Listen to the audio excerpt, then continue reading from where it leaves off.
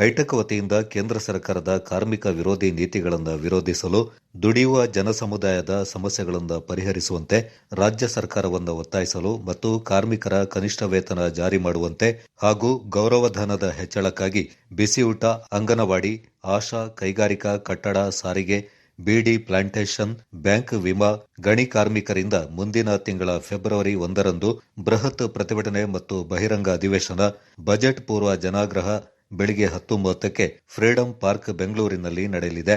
ಕೊಡಗು ಜಿಲ್ಲೆಯಿಂದ ಸುಮಾರು 40,000 ಮಂದಿ ಪಾಲ್ಗೊಳ್ಳುತ್ತಾರೆ ಅಂತ ಅಖಿಲ ಭಾರತ ಕಾಂಗ್ರೆಸ್ನ ರಾಜ್ಯ ಉಪಾಧ್ಯಕ್ಷ ಕೆ. ಗುಣಶೇಖರ್ ಮಾಹಿತಿಯನ್ನ ನೀಡಿದರು. ಹೈಟೆಕ್ನ ಬಿ. ಅಮ್ಜದ್ ಮಾತನಾಡಿ, ಪ್ರತಿ ಕುಟುಂಬ ಒಂದಕ್ಕೆ ತಿಂಗಳಿಗೆ 31,500 ರೂಪಾಯಿ ವೆಚ್ಚದ ಅವಶ್ಯಕತೆ ಇದೆ. ರಾಜ್ಯ ಸರ್ಕಾರ ಕೂಡಲೇ ಕನಿಷ್ಠ ವೇತನ ಜಾರಿಗೊಳಿಸಬೇಕು. ಕೇಂದ್ರ ಸರ್ಕಾರ ಕೆಲಸದ ಸಮಯವನ್ನ 8 ಗಂಟೆಯಿಂದ 12 ಗಂಟೆಗೆ ಏರಿಸಿದ್ದು ಇದು ಸರಿಯಲ್ಲ. ಅದನ್ನ ಮತ್ತೆ 8 ಗಂಟೆಗೆ ಇಳಿಸಬೇಕೆಂದು ತಿಳಿಸಿದರು.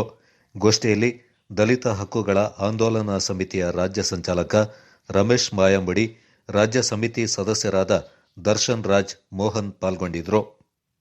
ನಮಸ್ತೆ, ನನ್ನ ಹೆಸರು ಬಿ. ಅಮ್ಜದ್ ಅಂತ ಹೇಳಿ, all India trade union Congress AITUC ಸಂಘಟನೆಯ ರಾಜ್ಯ ಉಪಾಧ್ಯಕ್ಷ ಆಗಿದ್ದೀನಿ.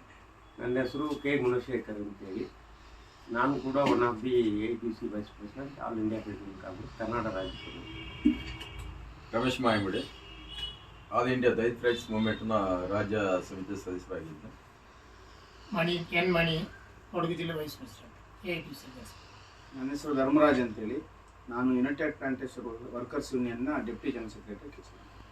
ಎಷ್ಟು ನಿರುದ್ಯೋಗ ತಾಂಡವಾಡ್ತಾ ಇದೆ, ರೈತರಿಗೆ ಒಂದು ಸಪೋರ್ಟಿಂಗ್ ಪ್ರೈಸ್ ಕೊಡಬೇಕು, ಬೆಂಬಲ ಬೆಲೆ ಕೊಡಬೇಕು ಅಂತಕ್ಕಂಥ ವಿಚಾರ ಏನಿತ್ತು ಅದು ಜಾರಿ ಆಗ್ತಾ ಇಲ್ಲ.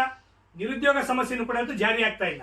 ಸೊ ಇಂತಹ ಸಂದರ್ಭದಲ್ಲಿ ಈ ಸರ್ಕಾರ ಇನ್ನು ಮುಂದುವರೆದಿದ್ದೇ ಆದರೆ ಬಹುಶಃ ದೇಶ ಮತ್ತಷ್ಟು ದಿವಾಳಿಯಡೆಗೆ ಹೋಗುತ್ತೆ. ಬರೀ ಭಾವನಾತ್ಮಕ ರಾಜಕಾರಣ ಮೇಲ್ಗೈಯಾಗಿ ಜನ ಇವತ್ತು ಕೇವಲ ಭಾವನೆಗಳ ತೊಳಲಾಟದಲ್ಲೇ ತಮ್ಮ ಬದುಕನ್ನು ಇವತ್ತು ಕಳ್ಕೊಳ್ತಕ್ಕಂಥ ದಯನೀಯ ಸ್ಥಿತಿ ನಿರ್ಮಾಣ ಆಗ್ತಾ ಇದೆ ಅಂತಕ್ಕಂಥ ವಿಚಾರವನ್ನು ಮನಗಂಡಿರ್ತಕ್ಕಂಥ all India trade union congress, ಈ ದೇಶದ ಪ್ರಥಮ ಕಾರ್ಮಿಕ ಸಂಘಟನೆ AITUC, ಇಡೀ ದೇಶಾದ್ಯಂತ ಒಂದು ಜನಾಂದೋಲನವನ್ನು ನಡೆಸಬೇಕು ಅಂತಕ್ಕಂಥ ತೀರ್ಮಾನ ಮಾಡಿದೆ. ಅದರ ಭಾಗವಾಗಿ ಫೆಬ್ರವರಿ 1ನೇ ತಾರೀಕಿಗೆ ಈ ಕೇಂದ್ರ ಸರ್ಕಾರದ ರೈತ ವಿರೋಧಿ, ಕಾರ್ಮಿಕ ವಿರೋಧಿ ನೀತಿಗಳನ್ನು ಪ್ರತಿರೋಧ ಒಡ್ಡಲು ಮತ್ತೆ ಇದೀಗ ಅಸ್ತಿತ್ವಕ್ಕೆ ಬಂದಿರತಕ್ಕಂಥ ಕರ್ನಾಟಕ ರಾಜ್ಯ ಸರ್ಕಾರನೂ ಕೂಡ ಬದಲಾವಣೆ ಮಾಡಿದ್ದಾರೆ ಪಾರ್ಲಿಮೆಂಟಲ್ಲಿ. ಆ ಬದಲಾವಣೆ ಮಾಡಿದ ಕಾನೂನುಗಳನ್ನು 8 ಗಂಟೆ ಕೆಲಸವನ್ನು 12 ಗಂಟೆಗೆ ಹೆಚ್ಚಳ ಮಾಡಿದ್ದಾರೆ. ಕೈಗಾರಿಕವಾದ ಕಾನೂನುಗಳಲ್ಲಿ 100 ಜನ ಇರುವುದನ್ನು 300 ಜನಕ್ಕೆ ಮಾಡಿದ್ದಾರೆ. ಕಾಂಟ್ರಾಕ್ಟ್ ಲೇಬರ್ ಅವ್ರನ್ನ 10 ಜನ ಇರುವುದನ್ನು ಇವರು 40 ಜನಕ್ಕೆ ಮಾಡಿದ್ದಾರೆ. ಈ ಥರ ಜನವಿರೋಧಿ, ಕಾರ್ಮಿಕ ವಿರೋಧಿ ಕಾನೂನುಗಳನ್ನು ತಗೊಂಡು ಬಂದಿದ್ದಾರೆ. ಇದು ಸರಿ ಇಲ್ಲ ಅಂತೇಳಿ BJP ಸರ್ಕಾರ ಅಂತ ಮಾತಾಡುವಾಗ ಅವರು ಅದನ್ನು ಆದೇಶನ ಮಾಡಲೇಬೇಕು ಅಂತ ಹೇಳಿ ಹೊರಟು.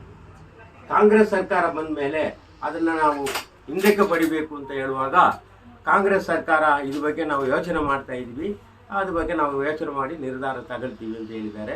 ಇಲ್ಲಿ ತನಕ ಆ ಕಾನೂನುಗಳನ್ನು ವಾಪಸ್ ತಗೊಂಡಿಲ್ಲ, ಜಾರಿಯಲ್ಲಿ ಆಗ್ತಾ ಇದೆ. ಇನ್ನೊಂದು, ಇವತ್ತು ಏನು ಕಾರ್ಮಿಕರುಗಳಿದ್ದಾರೆ, ಕಾರ್ಮಿಕರುಗಳಿಗೆ ಇವತ್ತು ತೋಟದಲ್ಲಿ ಕೆಲಸ ಮಾಡ್ತಾರೆ, ತೋಟದಲ್ಲಿ ನಿವೃತ್ತಿಯಾಗಿ ಬಂದ ಮೇಲೆ ಅವರಿಗೆ ಇವತ್ತು ಯಾವುದೇ ಒಂದು ಮನೆ ವ್ಯವಸ್ಥೆಗಳು ಇಲ್ಲ. ಅದು